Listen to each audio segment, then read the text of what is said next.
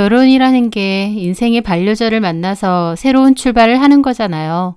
그렇다 보니 결혼식이라는 것도 의미가 크고 중요한 행사고요.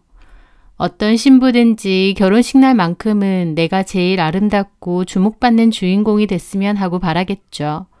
저도 당연히 그랬습니다. 아름다운 식장과 드레스, 저를 가족으로 환영해주는 시댁 식구들과 하객들의 축하. 저도 그런 결혼식을 당연히 바랬죠. 하지만요, 저는 제 결혼식에서 정말 황당한 일들을 당해야 했습니다. 그것도 시댁 식구들로부터 말이죠. 제 주변 지인들한테도 제 결혼식 이야기가 아마 꽤나 흥미로운 이야깃거리였을 것 같네요. 사실 결혼을 준비하던 과정에서 남편도 그렇고 시댁 식구들도 그렇고 이미 저랑은 안 맞는 사람들이다 라는 생각이 들었었어요. 이런저런 일들이 있었고 그냥 파혼을 하는 게 맞지 않나 라는 고민도 진지하게 했었고요. 어쩌면 이 결혼은 안 하는 게 낫다는 제 마음속에 시그널이었는지도 모릅니다. 하지만 저는 이미 상당히 많이 진행된 결혼식을 엎을 용기는 없었어요. 이미 청첩장도 돌렸고 주변 사람들에게도 결혼식은 다 알린 상태였으니까요. 이렇게 준비를 다 마치고 파혼한다고 하면 주변 사람들이 어떻게 볼까 싶어서 결국 감행을 했는데 혹시나는 역시나가 되더라고요. 저에게 어떤 일이 있었는지 제 사연에 대해 말해볼까 합니다. 결혼 전 저는 학원에서 영어를 가르치고 있었어요. 소위 말하는 홍기는 꽉 찼을 때고 부모님도 따로 만나는 남자는 없는지 결혼 생활은 있는 건지 종종 물어보실 때였죠. 저 역시도 결혼을 안 할 생각은 없었어요. 좋은 사람 있으면 결혼도 하고 싶고 예쁜 아이도 갖고 싶었죠. 그래서 누가 소개를 해준다고 하면 적극적으로 만나보기도 했습니다. 선은 좀 부담스럽고 소개팅은 좀 했었죠. 그러다가 아는 지인으로부터 그 남자를 소개받게 되었어요. 그 남자는 중견기업을 다니는 회사원이었고 아버지는 돌아가시고 홀어머니만 있긴 하지만 시댁 형편은 나쁘지 않다고 하더군요. 남자는 굉장히 활발하고 재밌는 성격이라고 했습니다. 그렇게 소개로 그 남자를 만나게 됐는데 주선자의 말처럼 성격이 좋고 재밌었어요. 제가 좀 재미없는 성격이다 보니 남자는 유머러스한 남자에게 끌리더라고요. 저희는 대화도 잘 통했고 서로에 대한 호감도 있었습니다. 무엇보다 결혼에 대한 생각도 비슷했어요. 그 남자도 저처럼 결혼 생각이 있었고 연애를 할 거면 결혼을 전제로 하고 싶다고 했거든요. 저희는 그렇게 호감을 가지고 만나오다가 1년 정도 됐을 때 자연스레 결혼 이야기가 오가게 되었습니다. 사귀는 동안에 보니 그 남자는 다소 감정적이고 즉흥적인 면이 많다는 느낌은 있었어요. 하지만 괜찮았습니다. 저하고는 다른 성격이라서 더 끌리기도 했고요. 그렇게 결혼에 대해 구체적인 이야기가 나오면서 양가 부모님도 만나 뵙게 되었고 저는 시댁으로 가서 인사를 드리게 되었습니다. 남친은 누나가 2분 있었어요. 2분 다 결혼하셨고요. 그래서 인사를 드리러 갔을 때 남친의 누나분들과 누나분들의 남편분들도 함께 와 있으시더라고요. 누나들이나 누나의 남편분들이나 다 한 성격 하시는 분들이셨어요. 괄괄하고 자기 할 말 다 하는 그런 스타일들이요. 한마디로 좀 기가 센 분들이었다고나 할까요? 누나들은 2분 다 옷 스타일도 확고한 취향이 있으신 것 같고 말투 자체도 거침이 없으시더라고요. 첫 만남인데도 저한테 엄청 스스럼 없이 하시고 본인들 얘기를 거리낌 없이 저한테도 막 하셨어요. 조금 당황스럽긴 하지만 그래도 나쁘지는 않았습니다. 어머님도 그렇고 누나분들도 그렇고 다들 개성이 넘치신다 그 정도로만 생각했죠. 그런데 그렇게 인사를 드리고 얼마 지나지 않았을 때였어요. 어머님께서 저한테 전화를 하신 겁니다. 받아보니 주말에 김장을 할 건데 와서 좀 도와달라고 하시는 거예요. 저는 좀 당황했죠. 아직 결혼한 것도 아닌데 벌써부터 와서 김장을 도우라고 하시니까요. 하지만 전화를 하신 건데 대놓고 거절하기도 그래서 일단 알겠다고 했습니다. 그리고 저희 엄마한테 말씀드렸더니 결혼도 전에 벌써부터 그러냐고 엄마도 좀 황당해 하시더라고요. 저도 내키지는 않았죠. 하지만 이미 가겠다고 말씀드리기도 했고 그참에 어머님하고도 가까워져야겠다고 좋게 생각했습니다. 그렇게 주말에 찾아뵙고 김장도 도와드렸어요. 저희 엄마 김장하실 때 조금 거들어드리긴 하는 편이라 대충 할 줄은 알았어요. 그렇게 도와드리는데 사실 마음속에서 현타 아닌 현타가 오기도 했죠. 한창 결혼 준비로 바쁘다 보니 주말에도 이것저것 알아볼 게 많은데 그 와중에 예비시댁 와서 장갑 끼고 김장하는 거 돕고 있으니까요. 정작 남친은 소파에서 쉬고 있고요. 하기는 하면서도 이게 진짜 맞는 건가? 이게 바로 시집살이 시작인 건가? 오만 생각이 다 들었죠. 그렇게 김장을 끝내고 남친 차 타고 집으로 돌아오는데 남친은 수고했다면서 고마워하더라고요. 그러면서 하는 소리가 이참에 우리 엄마한테 점수 땄다 생각하라고 그러는 겁니다. 저는 그 말이 더 어이없었죠. 그렇게 치면 남친은 저희 부모님한테 점수 따려는 노력 한번 한 적이 없는데 왜 저만 어머님한테 점수를 따야 되는 건지 이해가 안 됐거든요. 하지만 구태여 따지지도 않았어요. 좋은 게 좋은 거라고 생각했거든요.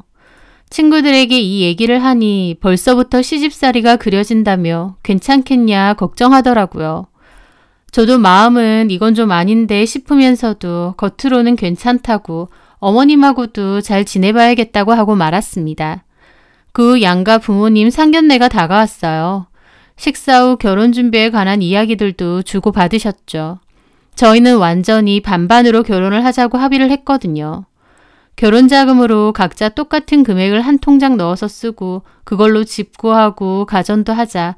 전세대출은 결혼해서 같이 갚아나가자라고요. 상견례 때는 그렇게 하기로 이야기가 잘 끝났는데 나중에 남친 하는 말이 각자 반반 해오기로 한 금액이 좀 모자라서 어머님한테 받기로 했는데 어머님이 돈 빌려줄 테니 매달 이자를 달라고 하셨다는 겁니다. 저는 남친에게 그 말을 듣는데 너무 황당하더라고요. 왜냐면 저도 모자란 금액은 저희 친정에서 돈을 좀 보태주시기로 했고 남친과 똑같은 상황이었어요. 당연히 저희 부모님은 빌려주거나 이런 게 아니라 그냥 해주시는 거고요. 부모가 무조건 자식한테 돈을 해줘야 된다 이런 건 아니지만 그래도 해주실 여력이 되면 그냥도 해주실 수 있는 거 아닌가요? 어머님이 돈이 없으신 분도 아니고요. 저희 친정에서는 모자라는 돈 보태주시겠다고 했는데 남친 어머님은 돈도 빌려주는 거고 이자까지 달라고 하셨다는 겁니다. 저희는 어차피 은행에서 대출도 따로 받아야 되기 때문에 대출이자 갚는 것도 만만치 않거든요. 근데 거기다 어머님 돈에 대한 이자까지. 너무 황당한데 그걸 아무렇지 않게 저한테 통보하는 남친도 황당하더라고요. 그 정도는 본인이 어머님이랑 얘기해서 해결해야 될 문제 아닌가요? 정확히 반반해서 결혼하기로 한 건데요. 그래서 저는 남친에게 말했죠. 각자 해오기로 했으니까 어떻게 하든지 알아서 마련하자고요. 다만 어머님한테 드리는 이자는 남친이 알아서 하라고 했죠. 그것도 황당한데 또 황당한 일이 있었습니다. 저희 혼수 준비하러 다니는데 신우 둘이서 혼수 살 때 같이 사면 싸다고 자기들 전자제품 바꿀 거 있으니 구경하러 같이 가자는 겁니다. 솔직히 싸지면 또 얼마나 싸진다고 동생 혼수 보러 다니는데 기어코 같이 가자고 하는 건가 싶어서 저는 좀 싫었어요. 하지만 남친은 아무렇지 않게 그러자고 누나들을 부르더라고요. 큰 신우는 청소기, 작은 신우는 세탁기 이렇게 바꾼다고 했거든요.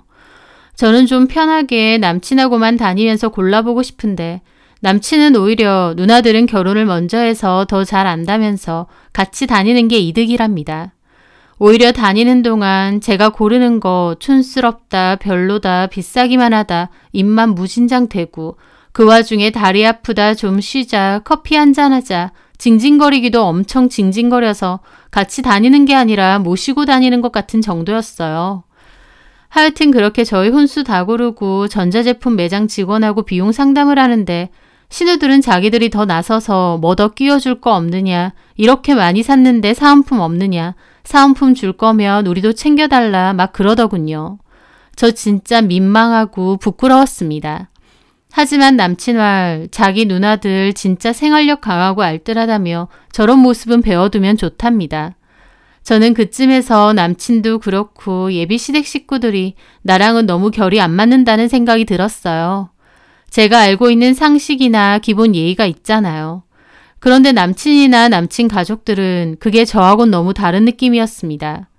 결혼도 안 한 예비 며느리를 불러다가 김장시키는 것도 동생 혼수 준비하는데 기어코 껴서 자기들 전자제품 싸게 사려는 것도, 아들 장가 보내주시면서 주는 돈 나중에 갚고 이자도 달라고 하시는 것도 그렇고, 한마디로 제 상식으론 도저히 이해가 안 되는 행동들 투성이었던 거죠.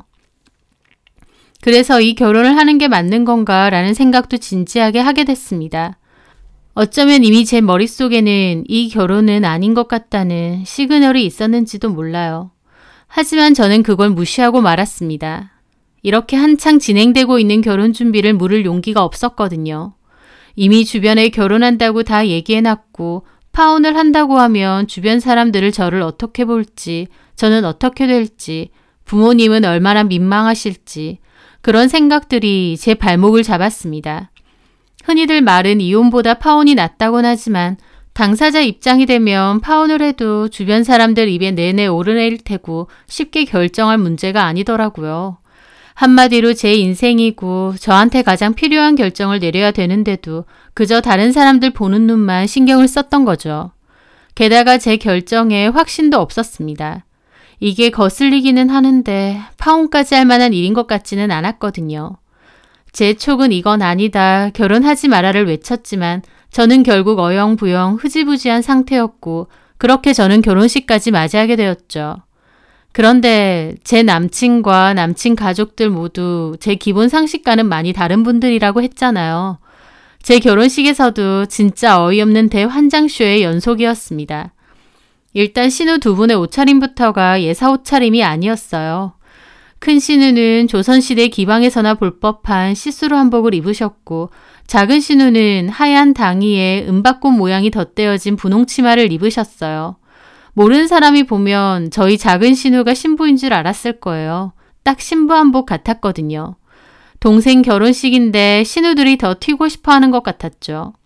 워낙 성격들이 그렇다는 것은 저도 알고 있었지만 결혼식에까지 그런 튀는 옷차림으로 올 거라고는 생각 못했습니다.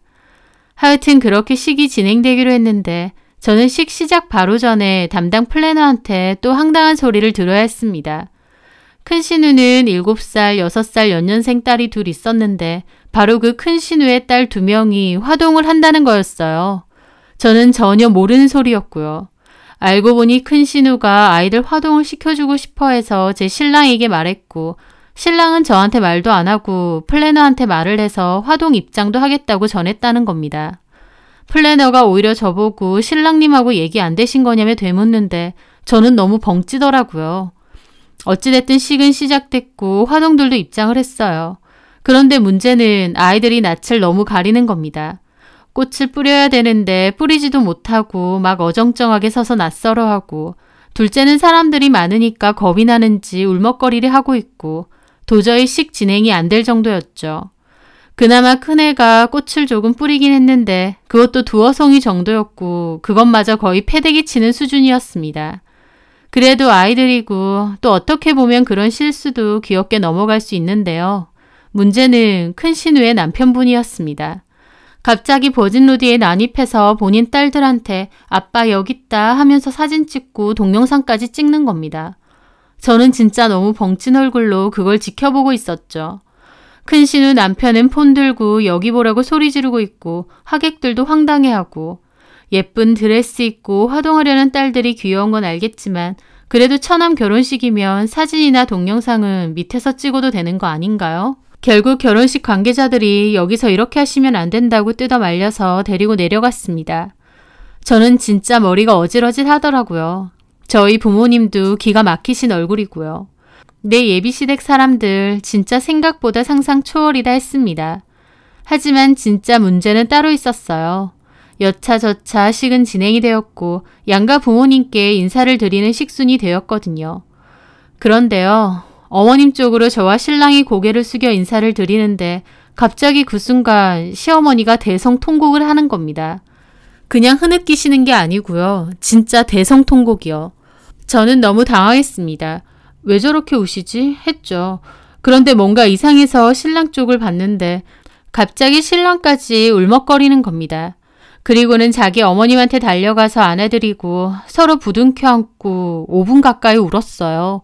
그냥 안고 있는 것도 아니고 그 와중에 자꾸 자기 엄마를 큰 소리로 계속 부르는 겁니다.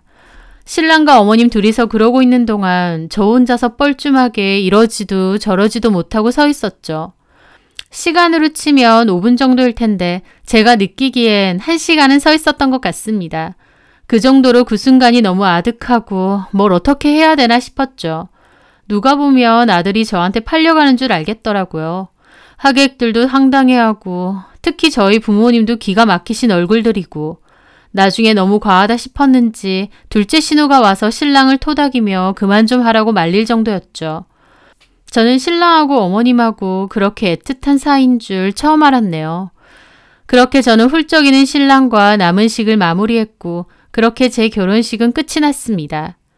저희 부모님 너무 부끄러워하시고 그날 뷔페에서도 그렇고 나중까지도 사돈의 팔촌까지 두고두고 내 결혼식 얘기를 했대요. 그런 황당한 결혼식 처음 봤다고요. 저는 정말 제 남편과 시댁 식구들 너무 주책인 것 같고 부끄러워 죽겠더라고요. 그리고 제 결혼식을 완전 망친 것 같아서 너무 속상했고요. 제가 남편한테 어디 팔려가냐고 꼭 그렇게 어머님 붙들고 펑펑 울어야 되느냐 따져도 제가 왜 화가 났는지도 이해 못하더라고요.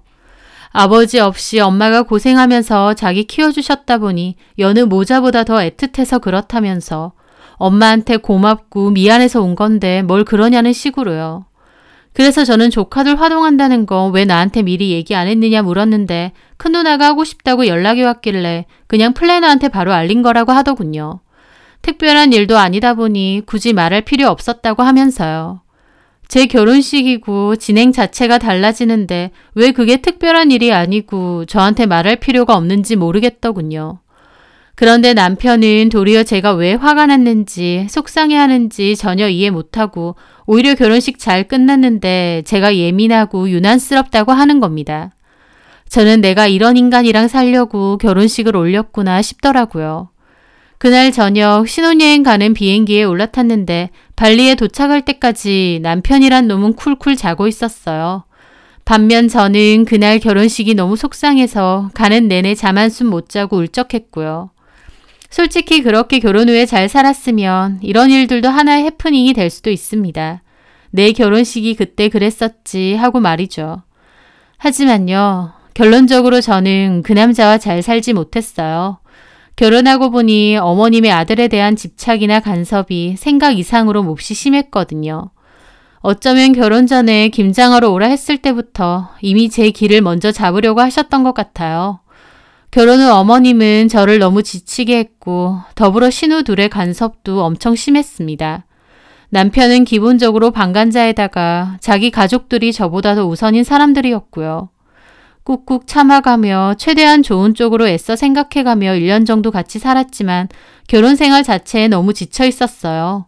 이러려고 한 결혼은 아닌데 하고 말이죠. 그런데 진짜 결정적인 일은 따로 있었습니다. 바로 남편이 조건 만남이니 안마방이니 성매매하려고 검색한 걸 저한테 들켰거든요. 결혼한 지 얼마 되지도 않은 새 신랑이 성매매를 하려고 그런 걸 폰으로 검색했던 겁니다. 저는 내가 얼마나 최악의 남자를 만났나 싶더라고요. 그 일로 심하게 싸우고 이혼하네 만의 소리까지 나왔습니다. 그 와중에 어머님은 저한테 전화 와서 왜 안부 전화 안 하느냐고 따지시는 거예요. 저는 어머님한테 너무 속상한 마음으로 이런 일이 있었다고 다 말씀드렸습니다. 저는 최소한 어머님이 놀라시고 아들 잘못 키워서 미안하다 한 말씀은 해주실 줄 알았어요. 그런데 대뜸 남자가 그럴 수도 있지 그걸로 그렇게 유난을 떠느냐며 도리어 저한테 뭐라고 하시더라고요. 그 말을 듣는데 진짜 이건 아니다. 도저히 못 참겠다 싶었습니다. 저희 집에서도 제 얘기 듣고 더 볼 것도 없다며 애 없을 때 그냥 이혼하라고 하셨어요. 그 집은 기본이 없는 집구석이라고 하시면서요. 이번에는 망설이지 않고 최대한 빨리 갈라서는 쪽을 선택했습니다. 그렇게 저는 결혼한 지 1년도 안 돼서 이혼을 하게 되었어요. 저에게 이혼 경력은 생겼지만 지금 생각해도 그때 빨리 결단을 내린 건 참 잘한 일 같아요. 결혼 준비할 때 남편이고 시댁 식구들이고 너무 저랑은 안 맞아서 이미 파혼을 생각했었음에도 불구하고 어영부영 하다가 결국 결혼까지 했었잖아요. 그때 왜 결단을 내리지 않았나 후회를 많이 해서인지 오히려 이혼에 대한 건 마음의 결정을 하고 빨리 끝을 냈습니다. 제 결혼식에 왔었던 사람들은 시댁 사람들 희한한 거 아니까 잘 헤어졌다고 그러기도 하더라고요. 그렇게 그 일은 벌써 8년이 지났어요. 저는 그 후에 다른 남자를 만나 재혼을 했고 잘 살고 있습니다. 시부모님도 평범하고 다 좋으신 분들이고요. 살다 보면 뭔가 이건 아닌데 싶은 생각이 들 때가 있는데 그때 빨리 멈추는 것도 큰 용기라고 생각해요. 남편이나 시댁 식구들이나 개념도 없고 자기들밖에 모르는 사람들인 걸 알면서도 파혼할 용기가 없어 흐지부지 결혼까지 했었는데 앞으로 살면서 내 촉이나 느낌이 보내는 신호를 절대 무시하지 말자 다짐했습니다. 첫 번째 결혼을 할 때는 결혼식 망친 것 같고 제 결혼식 온 사람들이 제 얘기 안주거리 삼을 것 같아 싫기도 했어요. 하지만 이제는 시간이 많이 흘렀고 저도 또 다른 인연을 만나 행복하게 잘 살고 있다 보니 이제는 웃지 못할 해프닝으로 좀 더 가볍게 말할 수 있게 되네요. 아침 저녁 일교차가 심한데 감기 걸리지 않게 조심하시고 늘 좋은 하루 되시길 바랍니다. 제 사연 들어주셔서 감사합니다.